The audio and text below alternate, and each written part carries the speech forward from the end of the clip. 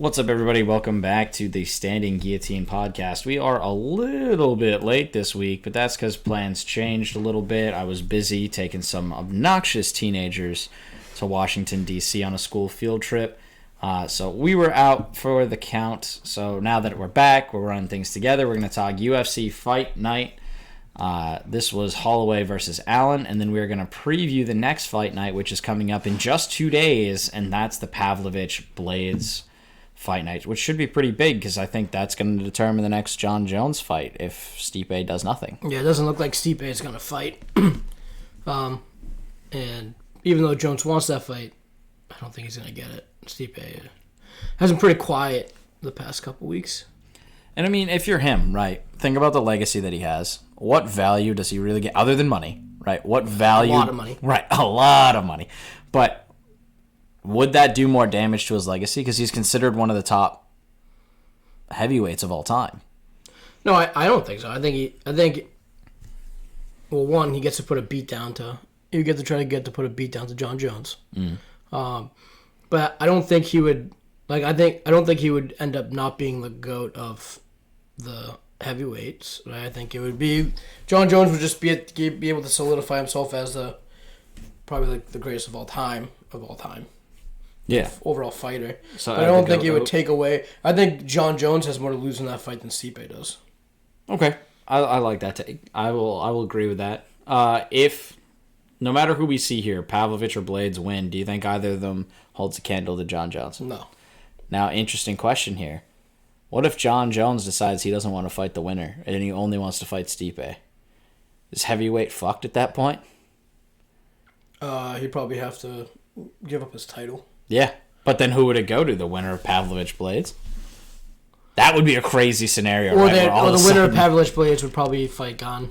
Yeah, but that'd be crazy if because Gane's number 2, right? Yeah, so if Gane ends up getting the actual title because of all sorts of shenanigans, right? Because he had the interim when Ngannou gave it up. Yeah. And then you have, if this were to happen again, that would be a very interesting scenario for Cyril Gane to be the top heavyweight when everyone knows that's a permanent asterisk on his career. Or right? they bring back Brock Lesnar. Run him out at 48 years old. Yeah, that'd be crazy. But that's getting ahead of ourselves. Jumping back to UFC Fight Night, Holloway versus Allen.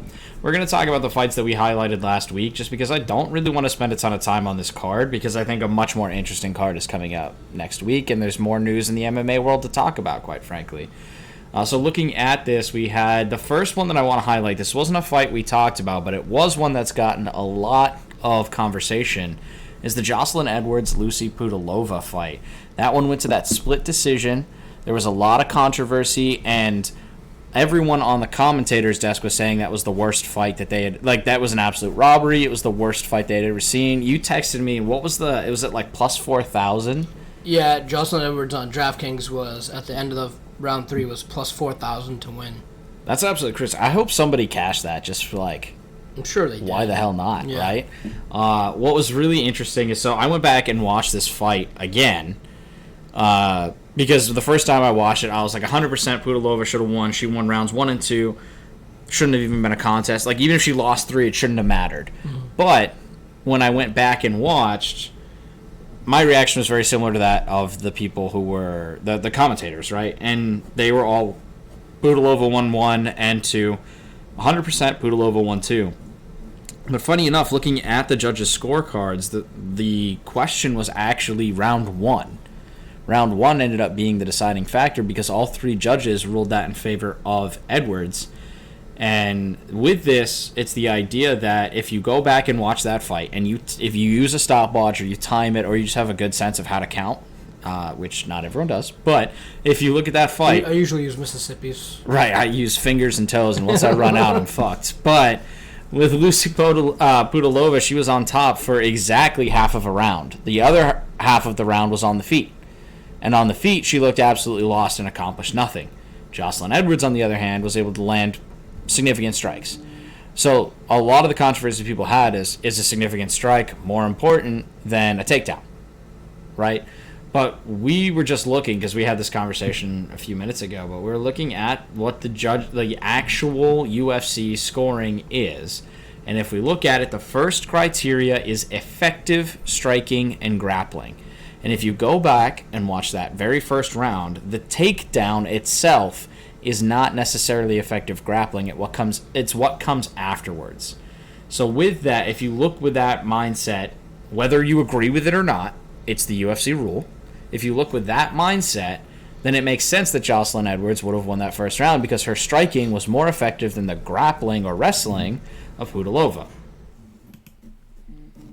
Looking at it, the biggest part of the controversy, though, and Ryan actually highlighted this, two of the judges on this card, Ross Swanberg and David Huyet, and I may be mispronouncing that, but it doesn't matter because he's probably not going to be asked back to do any more judging. Blacklisted. If we look at that, it was their very first UFC event for both of them. They've been circuit judges, and the two of them were brand new. So right off the bat, you start to see a little bit of that controversy. I don't necessarily agree with the decision because I did think that Pudilova maybe... I see the argument. Well, it's just interesting because the veteran guy scored the third round for Pudilova. Mm-hmm. So that's where it gets a little more controversial, right? The commentary would have you believe it was round one. But in actuality, the judges all scored round one towards Edwards. Yeah. And I can understand that argument.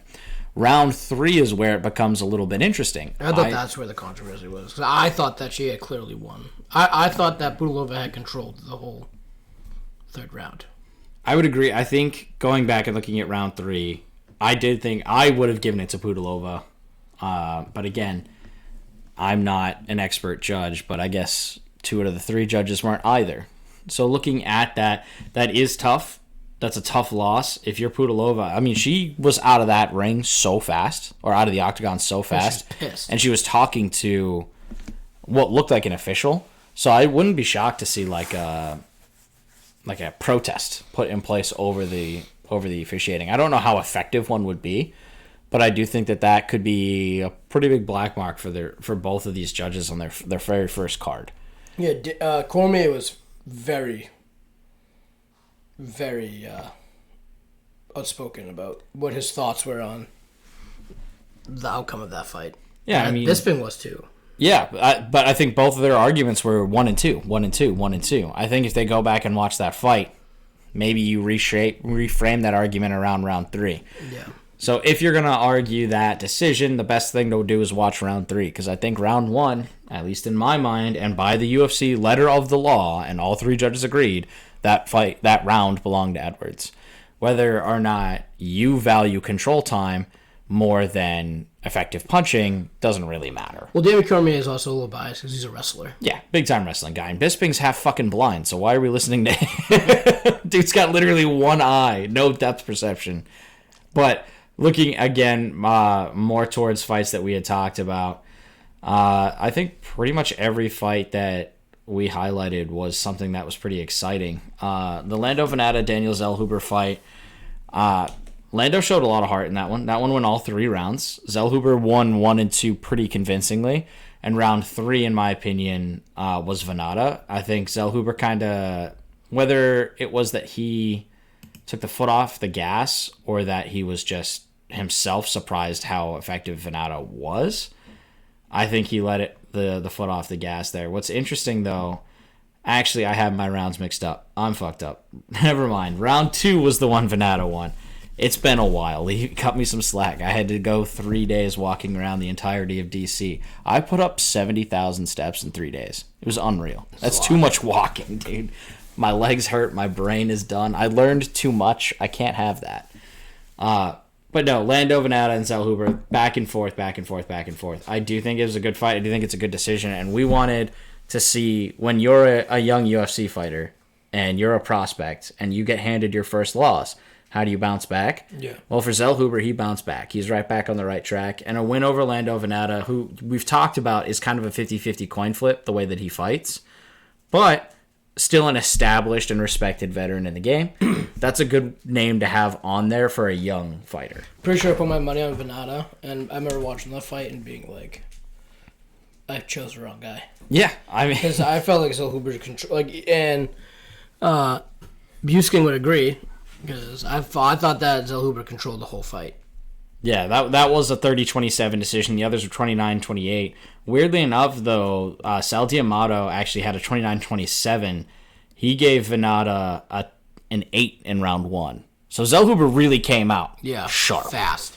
And just looked like the better fighter. And that's what you're really hoping for. Young fighter, didn't lose his confidence, came out firing.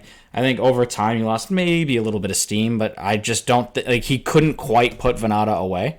But that's a testament to Venata as a fighter, right? That's not a knock on Zellhuber. This is a guy who doesn't go away easy, so getting that win, exactly what you're looking for, coming back and fighting. Was that the one that we were texting back and forth, and we were like, there was one that we were like, how'd the not get stopped? I think that was the next fight, the Zach Cummings-Ed Herman fight. That one was the ugly one. That was the one we were texting back and forth. That was the two big boys just slamming on each other. Zach Cummings controlled that fight the entire time. Yeah. Even to the point where they got into a third round before the knockout officially happened. But if we look at these scorecards, right, we had the first round 10-9. Ed Herman came out okay. He lost, but he didn't look terrible. Round 2, the wheels fell off. There was a 10-8, and then a 10-7, and a 10-8. It was done. Right. I mean, that was the one I was like, this fight was over in the second round, and somehow they let it go to the third, which was just incredible. And then finally, late in the third round, Zach Cummings gets that knockout that he's going to end his career with. And what was pretty incredible is, I don't know if this is the first time in UFC history. I can't think of any others off the top of my head. And from a quick perusal of the archives, haven't seen that either. But a fight in which both fighters retired at the end was incredible. A great story for Zach Cummings, too. Like, he was injured. His back was so bad that he didn't think he'd be able to lift his daughter. Oh, yeah. And so for him to get that knockout... now it's coming back to me. Yep. He put a... I've never seen a guy's nose look like ground beef. Absolute mashed more potatoes. Than Ed Herman's. And I've also never, like... Ed Herman kicked him in the dick a couple times, too. Yeah, so that's... No, it was upper kick. Yeah, the up kicks from the ground. Right? Yep, so... What was tricky was that he couldn't tell that Cummings had a knee down from the position he was in, because his knee down came on the outside of where his leg was. So there was no line of sight for the first one. But to do it again, like, come on, dude. He's lucky that he glanced him. Yeah, both times it was just the toes. Yeah. If he had landed hard, that could have actually ruined kind of our storybook ending. Yeah. Right, because what I loved is, again, that story was afraid he would never lift his daughter again. His daughter told him that she wanted to see him fight. He gets the win, gets the huge knockout in front of his hometown crowd, and then gets to pick his daughter up inside the ring as he's retiring. Yeah, that to me was amazing. And then Ed Herman, this guy's been around forever. He was in UFC. He fought the Ultimate Fighter with Bisping. With Bisping, yeah. So this guy lost to Bisping in the final. Yeah, so great career for Ed Herman. He's always kind of been around, not a champion caliber fighter, but never someone that you can fully count out. But this fight did look ugly, and I'm glad he's hanging it up. Yeah, that he was cooked. That was an ugly fight. Zach Cummings came out hard. He came out fast. He came out with motivation, and at no point did Herman look like he was there. But really great of them, the way they handled that at the end. No love lost between them. That might not be the right use of that phrase. No love lost is usually hate, right? Yeah, usually hate. Yeah, which sounds weird because it doesn't seem right. Well, no, there's no hard feelings, I guess. That's probably where I was shooting. They actually had a glove swap. Yeah, they did a glove swap, and then when they were just at the end, both of them were on their knees, just kind of as a sign of respect to each other, the ceremonial bowing to one another, putting their heads together and talking, and then for them to kind of retire together. That's a great fight for both of them. Maybe not the ending that Ed Herman would have wanted, but you can't say he didn't go out like a warrior. Yeah, first ever double retirement. Yeah. Okay, it is first ever. Yeah. I couldn't think of any other, but I didn't find any other either, so really glad that night went the way it went. It could have been ugly with those up kicks. Glad that didn't become a bigger thing. But the scoring was ugly. There was 0% chance that Ed Herman was winning that fight without an absolute miracle, and Ed Herman had a chin on him. Yeah, I mean, respect. He went out hard.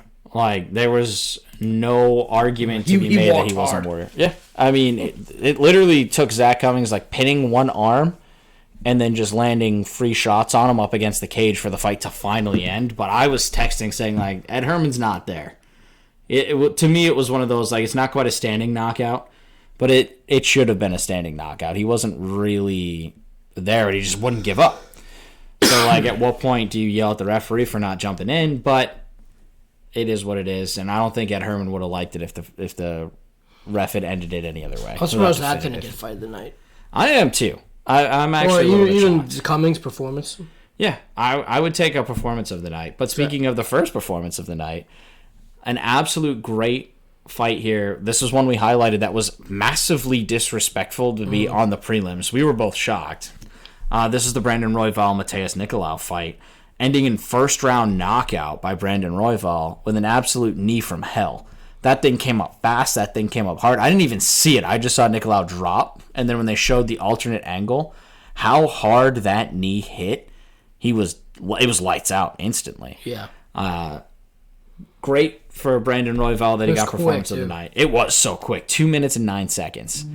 Great for Royval to get that performance of the night. Kind of sad, though, when we got to hear his story. So both of his brothers are in prison, and he was begging to be put on the main card because his brothers wouldn't be able to watch the fight because they only get ESPN, not ESPN Plus, so they didn't have access to the prelims. So maybe with that performance of the night money, you can get ESPN Plus for the whole yard there. But that to me really pissed me off, and it pissed him off too. He tweeted out very angrily after the fact, like, there's no reason that fight should have been on or as low as it was. And I think it's insulting, realistically, when you look at them, because Brandon Royval should 100% be the next contender in flyweight. Whether he gets the immediate fight, either of the scenarios, right? So the next scenario that comes up is Moreno versus Pantoja. Yep. Moreno is looking to avenge. It's very similar to Adesanya and Pereira. He wants to avenge that loss that he had in a different promotion to Pantoja. Royval had an injury versus Moreno in a fight that he could have won, and then also has a loss against Pantoja that he would want to avenge. So either way, he's got some great storylines leading up to that next fight, and I think he, doing this, shows that he deserves the next title shot. Yeah, who's number 3? No matter who wins. Number 3 in flyweight. That's Davison Figueiredo. Oh, they're not going to give it against him. Right. Correct. So they're not going to do, if Moreno wins, they're not going to do fight 5. Yeah. If Pantoja wins, maybe you make that argument, but I think Royval has the better storyline there. I think that's, and after an amazing knockout like that, I think Davison Figueiredo needs one more. And then Wasn't talks about him. Wait, Figueiredo has a fight. He does, yes. So he is Davison Figueiredo is fighting who? Oh, I should know this off the top of my head. 1 second. Googling. His next fight, Manel Kape. Yeah. Yeah. So he will be fighting Manel Kape. That's scheduled for UFC 290. So not for a little ways off. So he's definitely out of the picture. Yeah. Kape's out of the picture. That's kind of your top 5, top 6 area. Mm-hmm. So realistically, you're looking at Royval. And Royval's not going to fight down again. Nah. No need for that. I mean, he proved very strongly that he did not belong there. And that's no knock on Mateus Nicolau, who's also beaten a lot of the other fighters in there. But that was just, one punch landed through, and that's all you really needed. And that took control of the fight and really has set him up very well moving forward. Speaking of moving forward, let's take a look at the next fight that we have highlighted. We had... I didn't actually highlight this one, but we'll talk about the fight of the night. This is the featured prelim. This is Bill Algeo, TJ Brown. Those two came out and swung on each other from the get-go. TJ Brown's pace was incredible. Not sustainable, but incredible. An absolute at any second, I thought that Bill Algeo was going to die. Yeah, I mean, TJ Brown won round 1 on every card. Yeah. He did get a rear naked choke and the tap out in round 2. Mm-hmm. I think that just was the inexperience of TJ Brown. Yeah. Looking at like wrestling, he just didn't look comfortable on the ground, and Bill Algeo was way too happy to take it there. Bill Algeo is definitely the definition of a heel, though. One of the least likable people, I think, in the promotion. What did he say? Oh, he was a guy that talked shit about Philly, right? I mean, he was the guy that he was talking shit about Kansas City. Yeah, and then I turned around and say, how are you going to talk shit about Kansas City when you're from Philadelphia? Yeah. The absolute trash can of America? Yeah, you fucking heard it here. I have no problem shitting on Philly. I mean, I'm from Boston, but I know I'm from a trash can. Pretending you're not trash and calling other people trash is just fucking Philadelphia pretentiousness, bro. Philadelphia for you. Bro, you got a fucking bell with a crack in it. Come at me when you get some real history. You got a fucking old dude in pantaloons who like to hang out naked and fly keys in thunderstorms. Shut the fuck up, Philadelphia, you bitch. All right, so I'm off my horse now. Not a political show. Not a political show. Fuck you, Philadelphia. Okay, so I can't stand Bill Algeo. That was just fucking cringy, dude. You're trying to fire up a crowd that like this, and this coming after all the goodwill built in the Zach Cummings at Herman fight. Yeah, that's what kind of really pissed me off, because like seeing how that crowd embraced both Ed Herman and Zach Cummings in their retirements was great. They were a great crowd. They had done nothing wrong. So for this absolute garbage can of a human being, and fuck you guys, and you guys suck. Well, actually, sir, it makes sense if he's from Philadelphia, because I'm assuming that he's an Eagles fan. I hadn't even considered that angle. Okay, yeah. So imagine getting rocked by Kansas City, and then still being a little bitch about it. All right. So speaking of getting fucking rocked, though, Tanner Boser is this. I forget Ion. I forget how they pronounce his name, but it was not what I expected. I think it's Jan Kudalaba. Jan, maybe? Yeah, that might be right. But Kudalaba... Was it Ian? No. That's what I was thinking it maybe was, but it isn't. It was something weird. That I shouldn't say weird. Sorry, that's the American in me. That was sorry to all of Moldova. That may be as common as John in Moldova, so my bad to the very small country of Moldova. Shout out in the comments section. Call me a racist if you're from Moldova. Go ahead, I give you permission. It wouldn't be racist. You're both white. All right. Is it? Are we, though? Not a political show. Are we, though? If we're American, we don't consider anyone else white unless they're as pale as me in a snowstorm. But with Tanner Boser and Kudalaba, this one was an absolute... This one I actually was kind of shocked, because Tanner Boser was coming down. I thought that power was going to play. But you said it earlier when we were talking that it was the speed that you weren't really accounting for. So you put money on Boser. And I didn't think that was a bad call, because Boser, I thought his power was going to play super well down a division, because he's been knocking people out in heavyweight. I thought that this would be a great opportunity. But Kudalaba swings fast and hard. Yeah. I think that surprised me with like the difference in pace. Like he just pushed the pace, came forward, and won quickly. 2 minutes and 5 seconds, and Boser never really got comfortable in the ring. It was just over very, very, very quickly. So that was one that we highlighted. I thought Boser's power was going to play. I was wrong, but still a great fight. So if we're looking at the fights that we called out, these were all really, really good fights. So I was pretty happy with that. And yeah, and this card went by very, very, very quickly, and especially the fights that we called out. The decisions were a little bit boring, but those were the fights that I didn't have anything to say about, because they were kind of boring fights. Right. They weren't bad by any stretch of the imagination, but they weren't things that you would write home about. The Edson Barboza Billy Quarantillo fight, we didn't highlight this one because, I mean, I'll be honest, I slept on Barboza a little bit. I thought that old man Barboza was not going to get it done. There was one more fight that we had that I had texted you about. I think it was I think it might have been the Guido? No, it might have been the other one. It might have been the one we were just talking about. The Tanner Bosa, where it looked like Tanner Bosa was like trying to get up. Someone said something, he was like, I think it was a Tanner Bosa fight, where it looked like Tanner Bosa, I was like, he was trying to get back to his feet, and then he said he looked like he was wobbling or something. Maybe. Honestly, that night, by the time I was watching those fights, it was super late, because I was watching them way behind. Yeah, the knockout was huge. He set that up so well with the overhand and then throwing the follow-up straight. Went right through the guard. And I was like, he was trying to get back to his feet, should have protected himself better. And he said, I think he was just stumbling and bumbling. That shot really had me reeling. And I said, I lost $50, so I disagree. That's right. I do remember that because that was a beautiful setup. So he threw the overhand right and then had done a hook, I think, the first time. And then the next shot, it was an overhand right, and then he went straight down the middle, and there was absolutely nothing.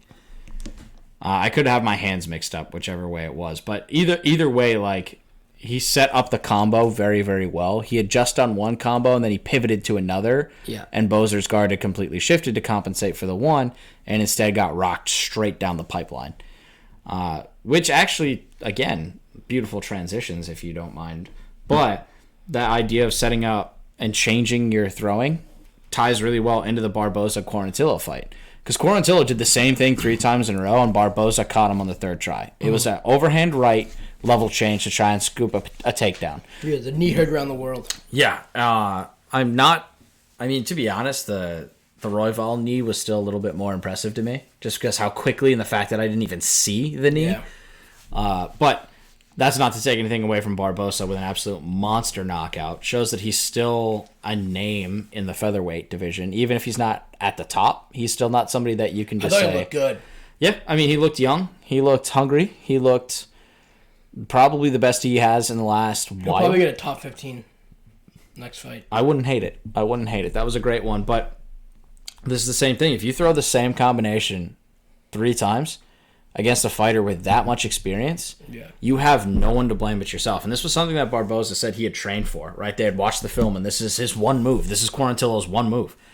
And Billy's been around for a long time, too. Also an Ultimate Fighter guy. He was on the McGregor-Faber season.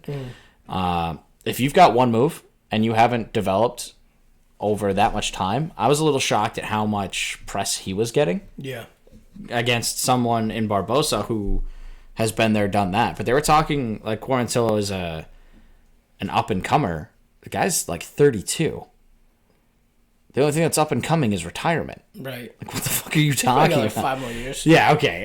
That's maybe an exaggeration, but like he's not like a 22, 23, 24-year-old prospect anymore. Right. But the way that they hyped him up, and Barboza kind of humbled him, right? If you're going to come with the same lazy shit that you've been using for the last decade, and you're going to bring that against somebody who's got the fight IQ and experience of Barboza, of course he's going to develop a plan for it. Yeah. He's got a great team.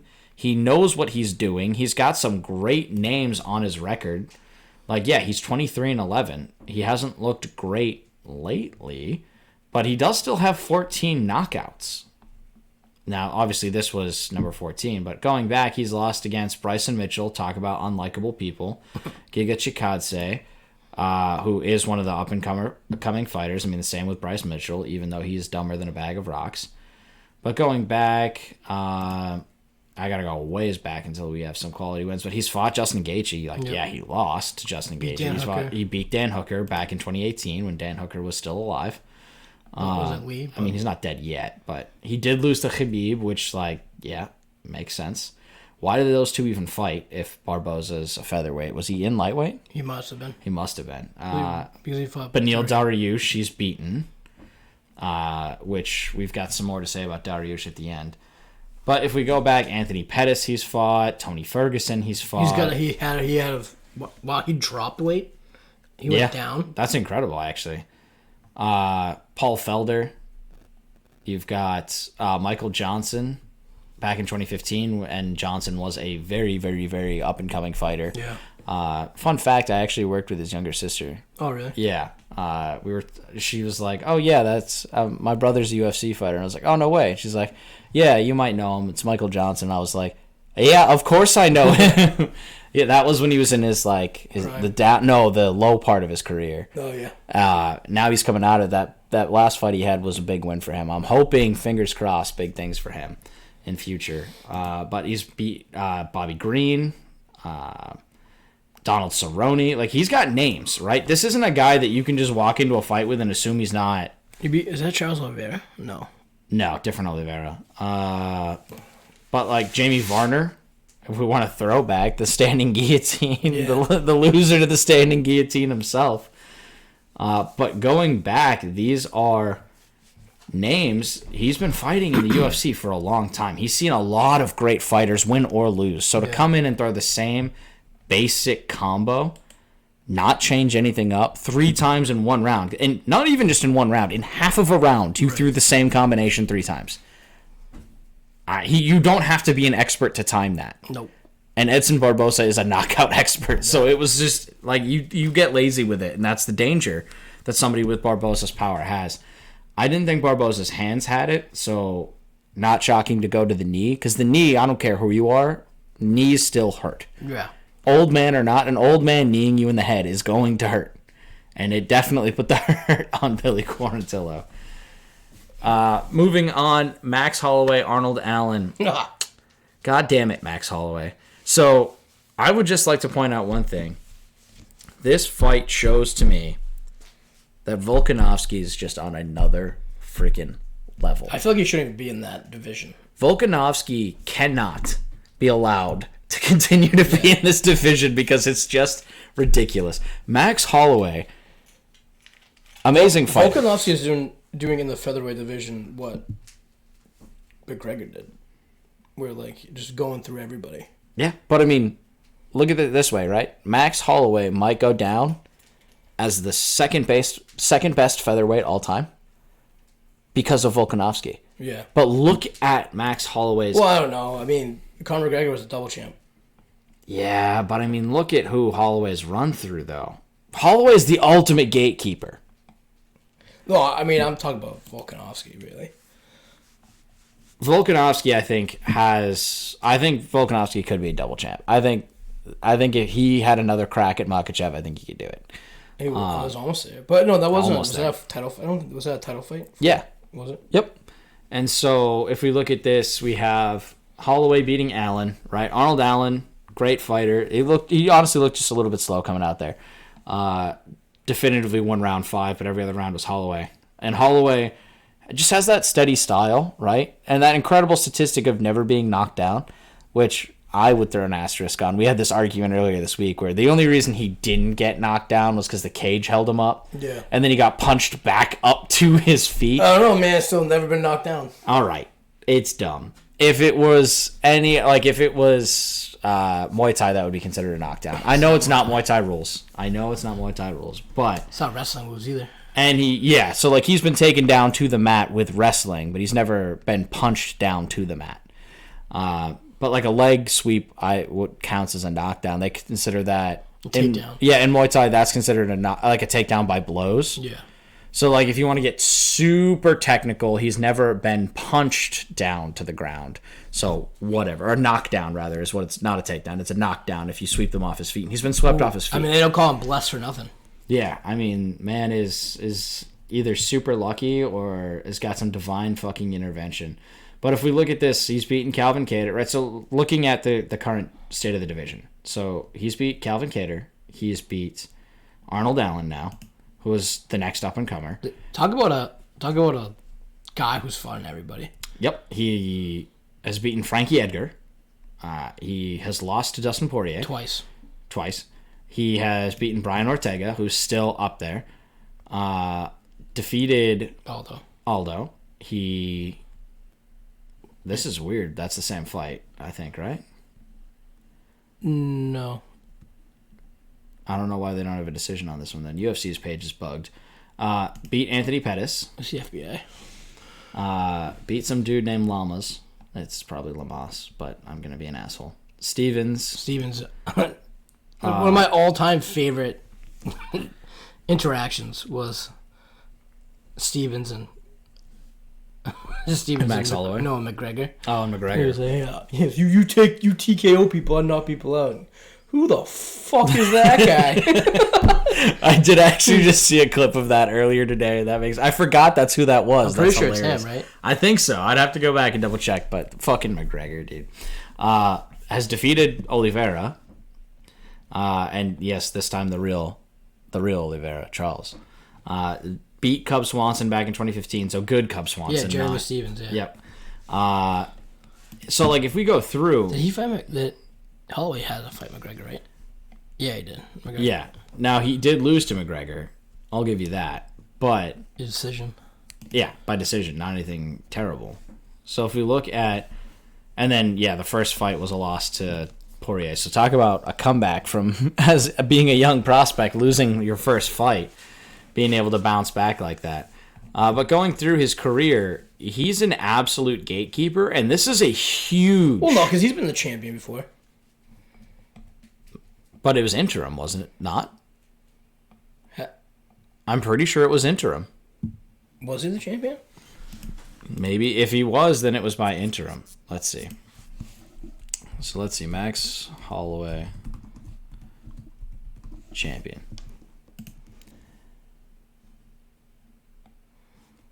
Has Max became the UFC Featherweight champion? Oh, when he defeated Aldo. Yeah. Duh, dumbass. Yeah, he beat Aldo, and then he ended up losing To Aldo.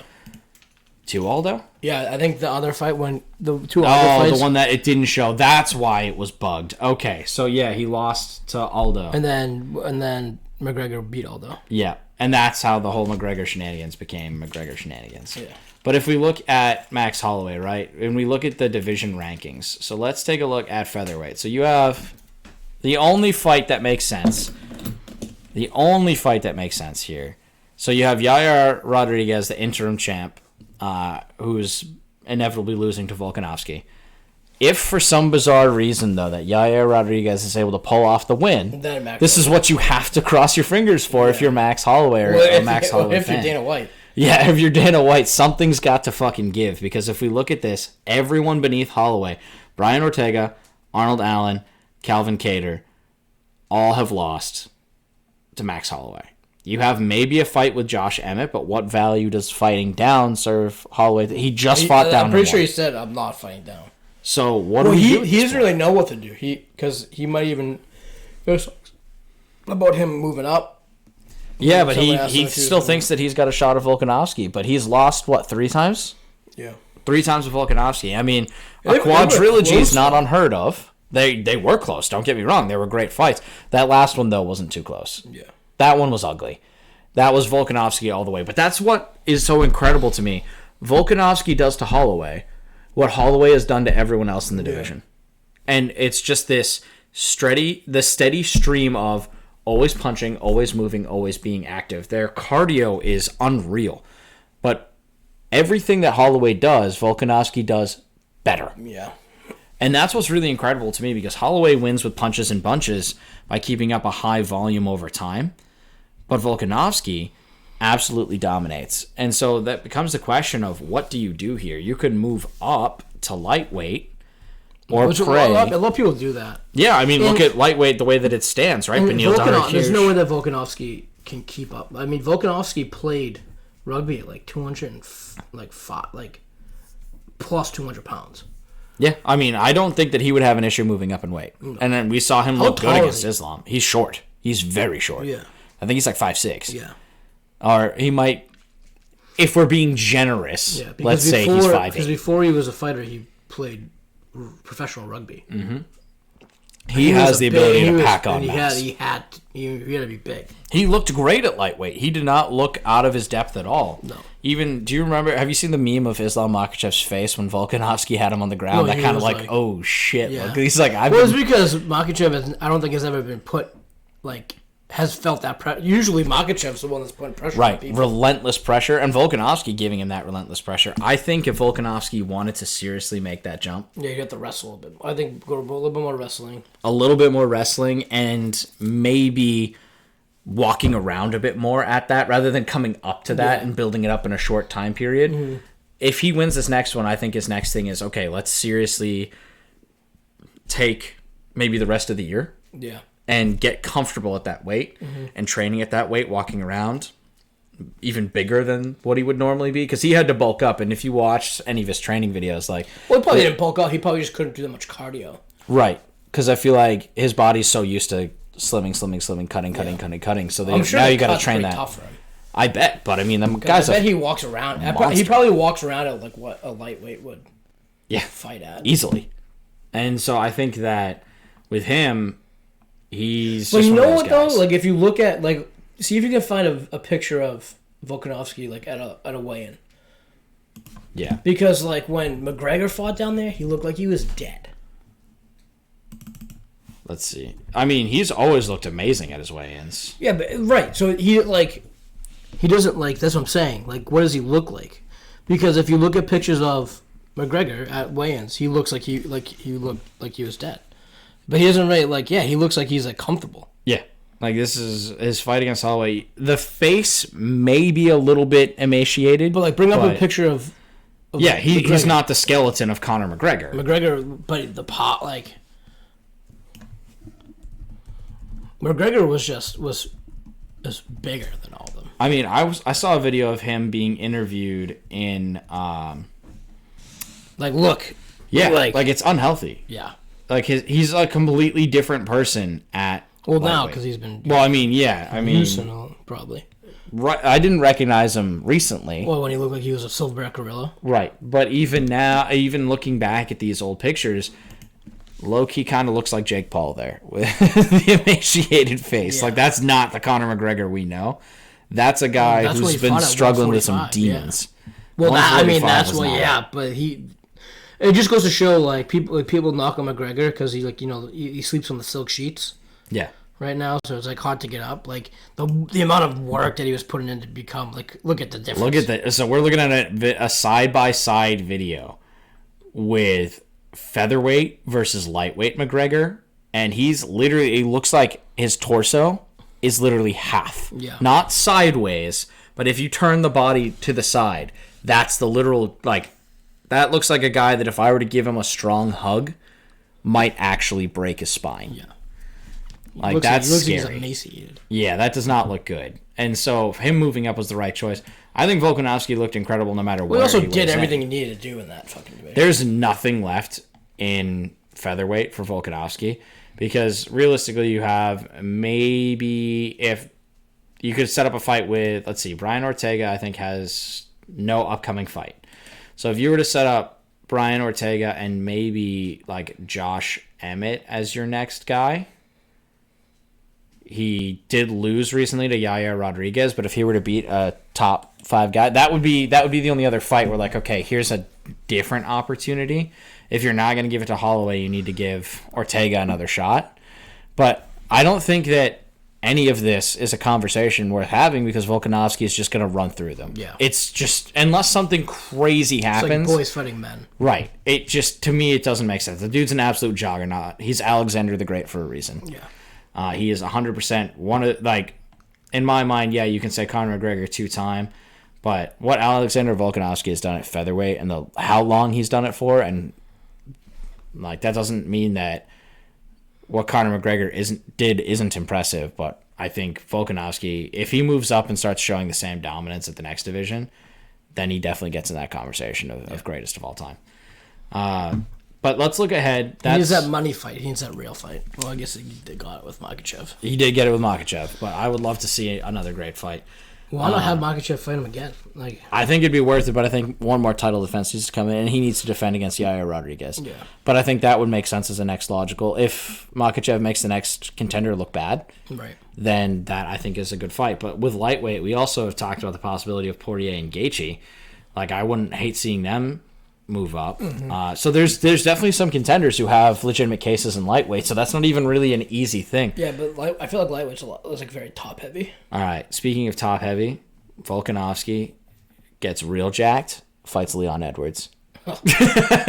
Dude puts on 40 pounds. Let's go. That'd be incredible if he did that. Yeah, just jump him up to is it 170? Yeah. Yeah, so it would only be 35 pounds. Or no, not even. It'd just be 30 pounts. 25, because it's 145, right? 145, so yeah, 25 pounds. Volkanovski can do that easy. No cardio, baby. Who needs cardio? I would love to see that. That'd be absolutely stupid. But, hey, might as well, right? That division's got some problems. Let Volkanovski be Volkanovski for once in his damn life. Let's go. All right, so looking ahead, UFC Fight Night. This one is the start of what I think are going to be some pretty thin cards coming up lately, and we're gonna talk about. Well, even the UFC 288. Yeah, that's what I wanted to touch on after this. But looking at this fight here, so we have out of the prelims, there is only one that I currently have I'm sorry, there are two that I currently have circled as interesting fights, or at least want to have talking points about. The first one is Muhammad Usman and Junior Tafa. If you're not familiar with those names, you may have heard Tafa and Usman before, but it's not these two. So Muhammad is the brother of Kamaru, but instead of being at a middleweight, this is a heavyweight guy. Yeah. He's coming over from the PFL. This is a big dude. He won his UFC debut. This is fight number 2 for him in the UFC. Junior Tafa, older brother is Justin Tafa. Junior's coming in with a 4-0 record in Australian fighting leagues, or at least Oceania area. With that, I expect this one to be, these two are going to stand and swing. Yeah. Muhammad Usman does have wrestling ability. Yeah, he does have wrestling ability. But out of his 9-2 record, he has 4 knockouts, 2 submissions, and 5 first-round finishes. First-round finishes, I think, are obviously swayed for heavyweights because they're not going to want to go very far. Yeah. But he did get a big KO his last time out. This is a guy with crazy heavy hands. I mean, look at Kamaru. Kamaru's got crazy hands. Look at how he absolutely sent Masvidal into the shadow realm. That was unreal. Yeah. Masvidal's soul left his body real quick. And then with Junior Tafa, looking at his record, he's 4-0, 4 wins by knockout. So every single fight he's had ends with knockout, with 3 of those coming in the first round. So this is going to be big boys swinging, not really having a ton of movement. If you look at Usman, one thing that makes him, I think, a little bit different is his builds. Like, Kamaru's a big guy, but has also got like pretty strong legs and that wrestling background. Usman reminds me a lot of why am I blanking on Kimbo Slice? Really huge upper body, really skinny stick legs. Like a John Jones? Yeah. Like, there's a lot of those fighters that are out there. Tafa's just a big boy. Yeah. Just a big boy. And I'm excited to see this happen. Obviously, Justin Tafa, maybe not the career that he would have wanted in the UFC. Still a very entertaining fighter. But if Junior fights anything like him, it'll be really fascinating to see if he can have maybe a little bit better record. So putting him against Usman, these are two little names of bigger names. Yeah, will we get a shoey? I don't know. If he wins, I think we have to see a shoey. I know he, like, the Aussies. Can we take a shoey in his honor? I'd be down for that. I mean, I don't have any clean shoes, but doesn't matter. I think it adds a flavor. Does it? I might do it on my boot. Just a nasty old boot. Oh, wouldn't that be Das Boot though? I feel like that's to the Germans. So we got to figure out something. We got to get a wrestling shoe somewhere. So if you got an old wrestling shoe, send it to us. We'll shoot a video of Ryan taking a shoey out of it while I laugh at him. The next fight. So it's weird because I'm gonna highlight a women's fight, which is not something that I normally do. But it's not because I actually care about the fighters. Hear me out. It's the same shit we just yelled at the last card for, where we have a ranked fight happening on a prelim. Now, Carol Rosa and Norma Dumont, I don't know anything about their fighting styles. I don't really care. What I see are numbers at the end of their name. Right. We have the number 9 and number 13. It was actually above their name. But... All right, fine, whatever. Number 9 and number 13 fighters. The number 9, number 13 fighters are fighting in a prelim. Now, your argument is, well, are there any women's fights on the main card? Yes, there are. The other fight is Yasmin Lucindo and Brogan Walker. Now, if you're asking who, that is an excellent question. If we look at Brogan Walker's fights, she literally has a whole bunch of fights, and almost every single one of them, she only has one non-decision win. This is going to be an absolute snooze fest. Switch these fights. Yeah, right. Ryan's already napping. It's been a long week, and we haven't even had to work. I just feel like I don't think there should be any situation where you have a fight card and like ranked fighters should be on a prelim. There's no reason. Or like a low ranked like this is Lucindo's second fight. Again, if we're gonna talk about prospects coming up, but this is Lucindo's second fight, losing the first. Right. That's a Zellhuber. Put that on the prelims. Right. Put it on the prelims. That's what the prelims are for. So that actually kind of pisses me off. We live in a world where like fighters who are gonna be like top names on the card, like it took Sean O'Malley forever to get on a fucking main event. Yeah. Paddy Pimblett, has he made a main event? Should he though? But like he's still a name. Like he's like a name. He's a personality. But again, it bothers me when you see these non-numbered fighters, or like you have unranked fighters fighting on a card, on the main card, and ranked fighters in the prelim, that's insulting to me. So I do want to highlight that as well. Hopefully that fight turns out the same way the last one did, and these girls can say, never again will we have to fight on a prelim. Did we just become feminists? Exactly. And I'm pretty sure that's... I mean, I was in D.C., and we did see... I did take a picture of Eleanor Roosevelt, and so maybe that's the spirit of Eleanor. Roosevelt was speaking there.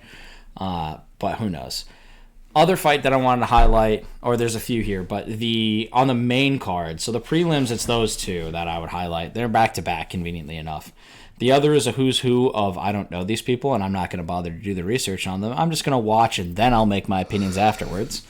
But looking at the actual card itself, the big one that jumps out to me is the Jeremiah Wells-Matthew Semmelsberger fight. If you haven't seen Matthew Semmelsberger, he has two of some of the fastest and craziest knockouts that I've seen in fights, though in the welterweight division, but also just in UFC. Like, he's a very powerful, very fast fighter. Also love a good burger. Yeah, right. I'm gonna have to make an absolute diesel burger and call it a Semmelsberger that night, and then I'll post that to the Twitter. Which again, if you haven't yet followed, that is at TSG MMA Podcast on Twitter. Don't forget to check it out. Even if you want to hate, we like hate. Yeah, hate's fine. Just give me some interaction, right? So with this, he has 6 wins. He's 11-4. 6 of his wins by knockout, 1 by submission, with 3 first-round finishes, and 2 of those knockouts have been absolutely vicious. So this was back with... So we're going a little bit back here to his knockouts, but this was in 2021, which feels weird to say that that's going back. But he's been a very active fighter. So he fought 3 times in 2022. Now, he did go 2-1 with a loss to Alex Morano, but he is that's who he is as a fighter, right? So he tends to fight a lot, and he has gone 2-1 in 2021 and 2022, hoping to get 2023 started off on the right foot, hopefully with a huge knockout. But the knockouts I was referencing, if you haven't looked it up, the Semmelsberger versus Sano fight, 15-second knockout. Absolutely massive. And then again, Semmelsberger versus Witt back in 2021. So it's not like when we were talking about Masvidal, where Masvidal's knockouts were years and years ago, and I don't understand why people were hyping up his power. This is a guy who is very much, and very recently, a dangerous knockout specialist early.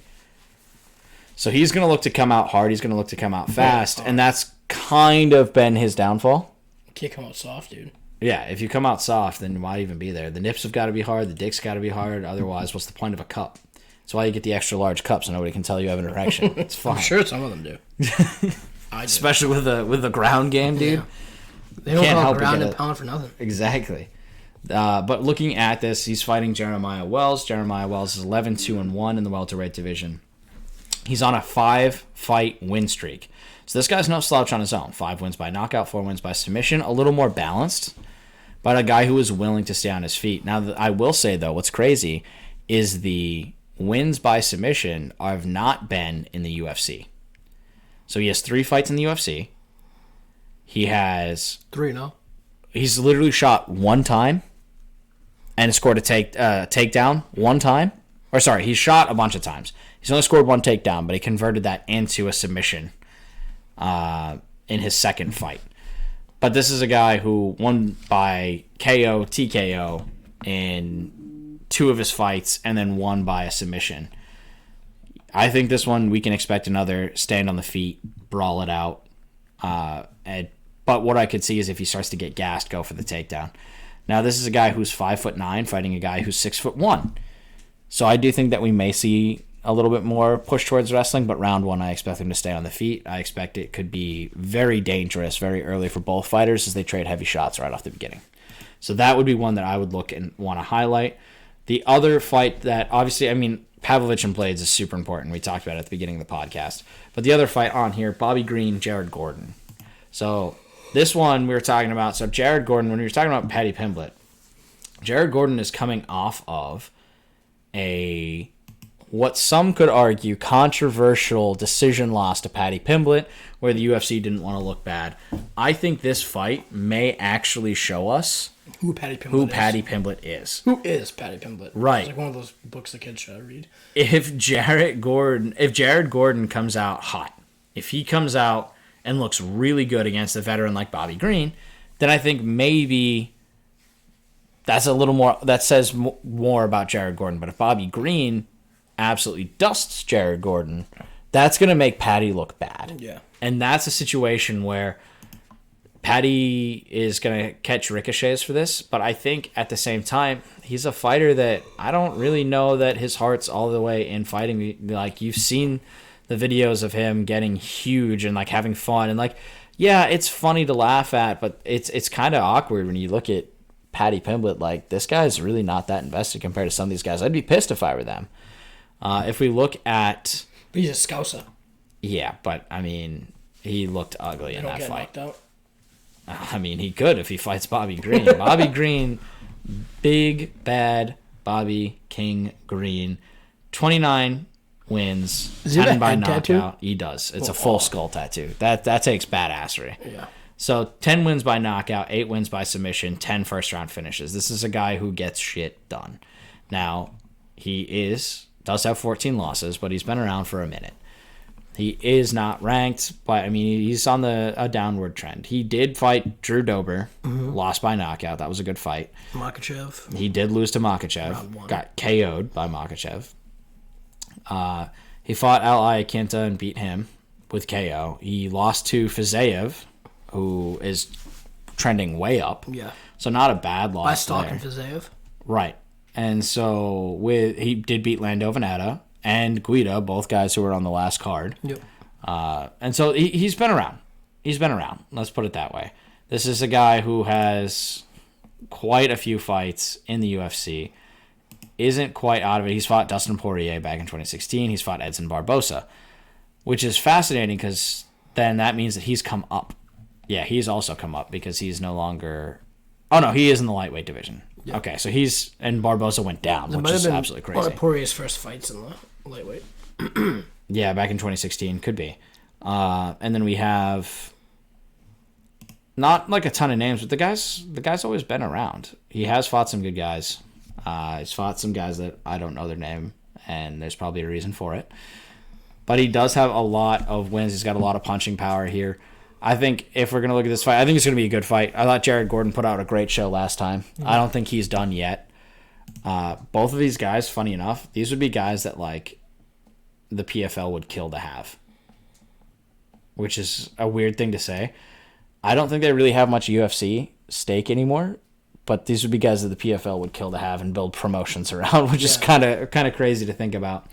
But maybe a thought for them for next season, as if careers don't go the way they want this year.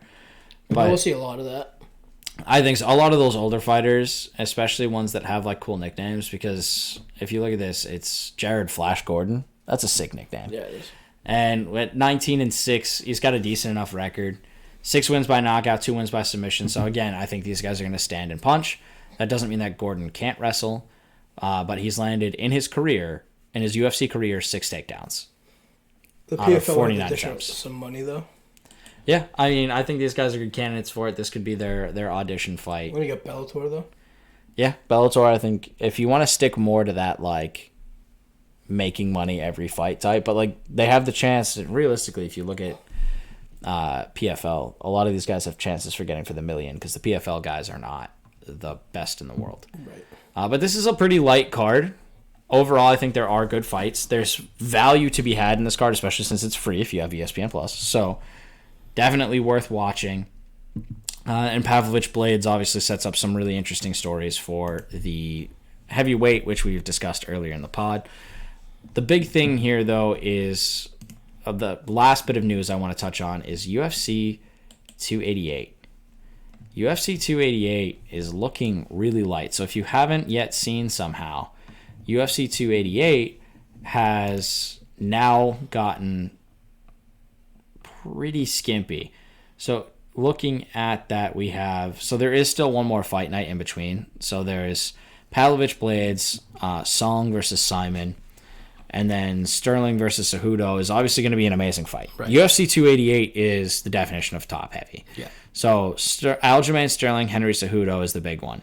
There was supposed to be, which has been canceled due to an Oliveira injury, Charles Oliveira, Beneil Dariush in the lightweight division, which would have set lightweight up very well. Right. Now things are all kind of messed up. And because of this injury, this is going to be a problem for this. Now, I have been on Twitter, and I have been There was asking, a guy that came up and was like, you don't need to cancel the fight, I'm right here. Yeah, there were a few. My hope is Dustin Poirier Steps in. steps in. So if we look at this... Yeah, but he would have already said that he was going to step in if it was going to happen.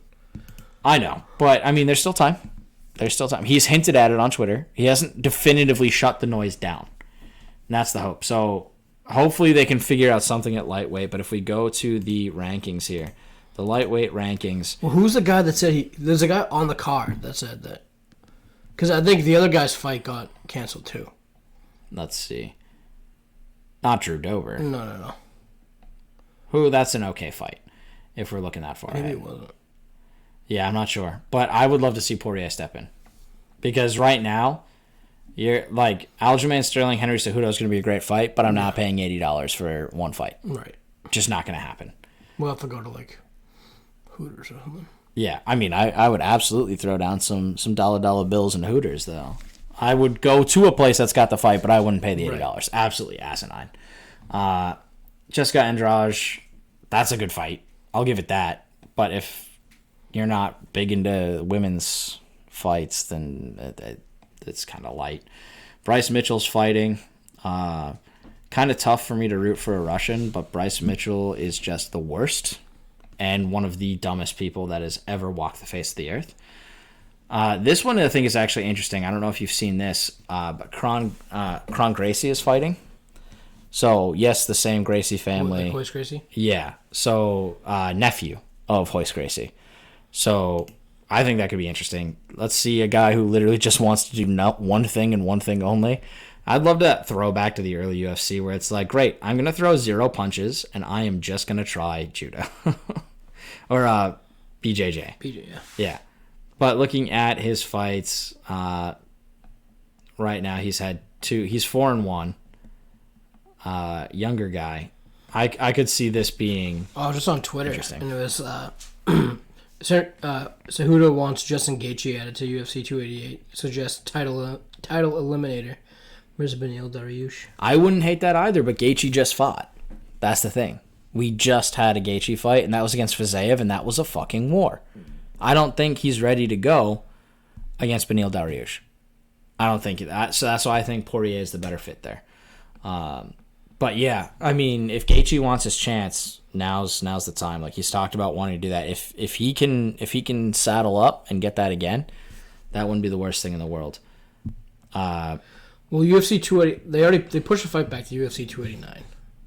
Which fight? The Beneil Dariush Oliveira fight. That's what I'm reading right now. Has been pushed back to 289. Okay, so then if it's pushed back, if we're not going to see it... If that's true. I don't... If it's true... Yeah, Spinning Back Fist tweeted it too. So if it's pushed back, if we don't see it, this fight absolutely needs another main event. Because unless it's a title weight fight, a woman's fight shouldn't be the co-main event of the evening. This isn't high rank. I thought we were a feminist podcast, dude. Okay, well, I walked that back real quick. But if we look at this, I'm sorry, but this is not a main event. It's honestly, I think it's even bad for Cejudo and because Sterling, part of their people aren't going to buy it, yeah. And that the lack of buys is going to hurt them, even if that's not their fault. Because I 100% am watching that fight. That fight has massive implications for the bantamweight division. This is probably one of the biggest dominoes to fall for the UFC, and it's the least interesting night. For fucking weeks. Every single podcast we have talked about this fight, and so it's like we need this fight to happen. It's probably not going to happen. Their fight's going to happen, but this card's probably not going to be all that interesting, and that's what's kind of depressing. If I were to throw in some fights, I have some. There have been some recent cancellations that I think could go on here. Now, we know that Manel Kape is going to fight in 290. That was one of the cancellations that I had in the back of my head. They're going to fight in... So that was They're going to fight International Fight Week. Yeah, so that one probably not going to work too well. There were a few other cancellations that maybe we'd like to see, but honestly, I think this card is just going to be a dud. Unless something crazy happens and you get like Poirier and Gaethje on here, which would be insane. I don't think it happens. Yeah. But that's the only way to Yeah, say they would have called. They would have said that out. They would have started tweeting now so that people are already pre-buying. But unfortunately, I just don't think this is a card that can be saved. I wonder what the numbers are. The pre-sale numbers? Yeah. Probably low. I mean, the ticket numbers are going to be good. It's still like weeks out. Yeah. And it's in New Jersey. I mean, who the hell wants to go to New Jersey, dude? The armpit of America. Philly's the trash can, then New Jersey's the armpit. It stinks there. Driven through it a couple times. I try to not. But we'll preview the rest of this card when it gets closer. But there are some good fights in the early prelims and the prelims. There's still another two whole fight nights that need to happen.